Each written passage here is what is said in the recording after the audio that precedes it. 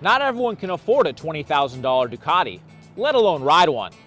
On the other hand, this $8,000 Scrambler 62, you certainly can.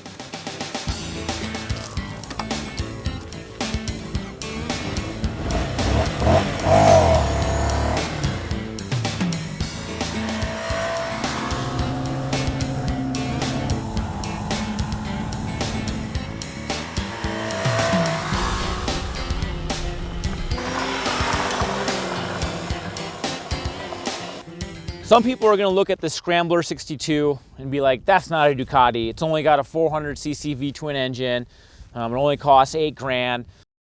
A lot of people are going to be like, look at it, it's a girl's bike. I dare you to ride this thing for a week and then tell me how much you think it's a girl's bike.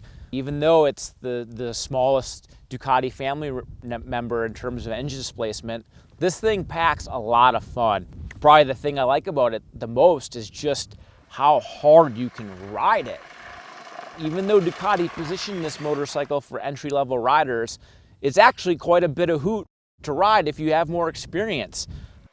Just the way, the softness of the power band, how light and agile the bike is, it all just makes it so fun to ride.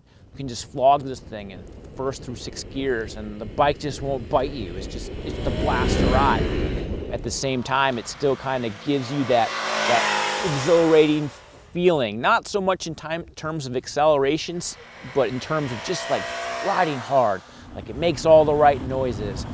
It handles great. The brakes are sharp. And obviously, it's a total head turner. Like everywhere you ride this bike, people are like, what is that thing? Oh my God, where'd you get it? Is it a street bike? Is it a dirt bike? No, it's a Scrambler. And I'm really happy that Ducati was able to follow in the same vein as the original Scrambler that they released a couple years ago.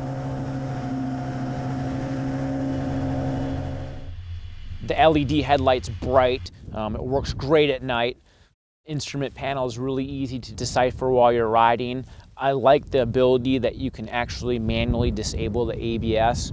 When I'm riding and putts around off-road, I like to be able to slide the bike. Conversely, if you didn't have a lot of experience and you wanted that control and making sure the wheels are not going to lock up on you, have ABS on. Whatever your preference is, it's as easy as a few swipes of the switchgear on the handlebar and you're set. Probably the one kind of strike demerit against this bike would have to be it's not even a demerit almost, but it's just the suspension settings are set up for a little bit smaller and a lighter person. Again, like this engine, the power output of the engine is so modest that the engine really doesn't wind up the chassis enough to even really need stiffer suspension. But when you're bombing on it, the bike sits low, especially in the rear.